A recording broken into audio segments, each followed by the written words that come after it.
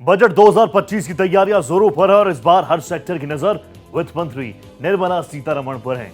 31 जनवरी से budget session शुरू होगा और 1 फरवरी को देश का यूनियन बजट पेश किया जाएगा। इसी को लेकर सहयोगी मृगांक प्रभाकर ने एसोचैम के सेक्रेटरी जनरल मनीष सिंघल से भी एक्सक्लूसिव बातचीत की। सुनिए।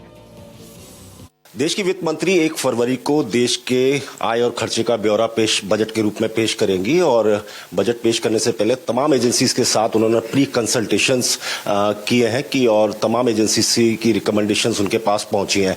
इस वक्त हम एसोचैम के ऑफिस में मौजूद हैं और हमारे साथ सेक्रेटरी जनरल मनीष सिंघल जी हमारे साथ मौजूद हैं। सर, पहले तो आपका हमारे कार्यक्रम में बहुत बहुत शुक्रिया। Thank you. सर, मैं जानना चाह रहा था कि आप लोगों ने क्या रिकमेंडेशंस दी हैं।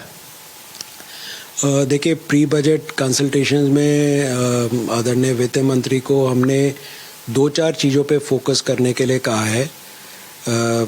लार्ज कॉरपोरेट्स का interest usually taken care of हो जाता है बिकॉज उनकी रिप्रेजेंटेशन हर लेवल पे बहुत स्ट्रांग होती है।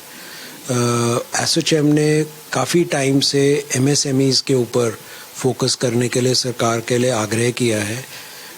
जिस तरीके से आप फार्म सेगमेंट के ऊपर फोकस करते हैं बिकॉज फार्मर्स हमारे अन्नदाता होते हैं, एक्चुअली अगर एमएसएमईज को भी देखा जाए वो एक उसी तरीके का सेगमेंट है।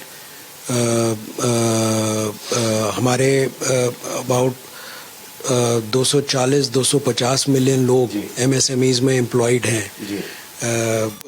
तो समझिए फार्मिंग सेगमेंट जितना ही है थोड़ा उससे कम है, लेकिन सो इज इक्वली इम्पॉर्टेंट हो जाता है। अब एमएसएमईज की 2-3 प्रॉब्लम्स हैं। एक, उनको क्रेडिट मिलना।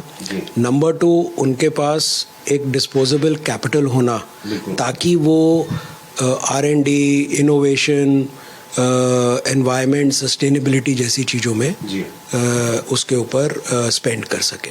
सो इस लाइंस पे हमने कहा जाता है टीडीएस वगैरह के लिए लेके भी आपने कुछ मांग की कि टीडीएस में कुछ कटौती वगैरह की जाए। देखिए, हाँ, टीडीएस नहीं, हमने ताकि उनकी एक सॉर्ट ऑफ डिस्पोजेबल कैपिटल उनका बढ़ जाए, हमने एक ये सजेशन दिया है कि भाई 25% जैसे कॉर्पोरेट टैक्स है, एमएसएमईज के लिए हम सपोज 15% कर देते हैं।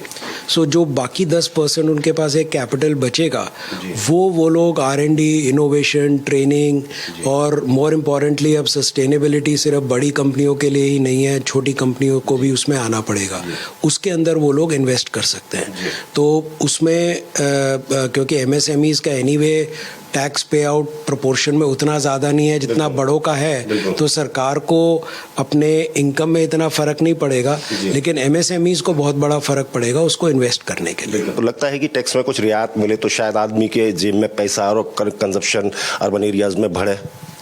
देखिए, कंजम्पशन पैटर्न हर कंट्री में बहुत चीज़ों पे डिपेंड करता है। हमारी एग्रीकल्चरल कंट्री है, अब अगर रूरल इनकम बढ़ेगी तो हो सकता है अगर सिटीज़ में थोड़ा सा कंजम्पशन फ्लैटन आउट हो रहा है, कम नहीं हो रहा है, ग्रोथ रेट कंजम्पशन का कम हो रहा है, तो वो रूरल सेगमेंट में बढ़ जाएगा। अब आपका अगर वो ग्रोथ रेट प्रोजेक्शन 7% से 6.5 आ जाती है, 6.6 आ जाती है, इतनी बड़ी इकॉनमी में इतना फ़र्क नहीं पड़ता उसका।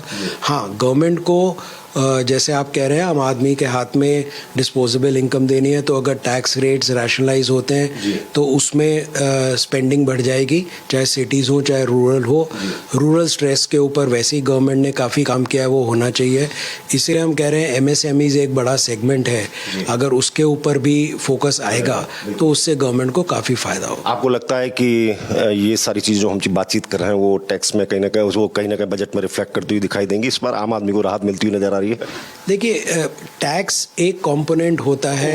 हाँ, एक बजट में, बजट एक इकॉनमी की लॉन्ग टर्म डायरेक्शन देता है। प्राइम मिनिस्टर का एक विजन है विकसित भारत का, अगर वो करवाना है तो उसमें टैक्स एक बहुत छोटी सी चीज़ है। अगर हम अगले 25 साल के बारे में, बजट डिफरेंट होगा दूसरे बजटों से? देखिए, ये बजट डिफरेंस थोड़ा इसलिए हो सकता है बिकॉज लास्ट ईयर 2 बजट हुए, पहले इंटरिम बजट, फिर इलेक्शन के बाद जो बजट टिपिकली 9 महीने का ही था, इस बजट में अगले 4 साल की पूरी डायरेक्शन आ सकती है।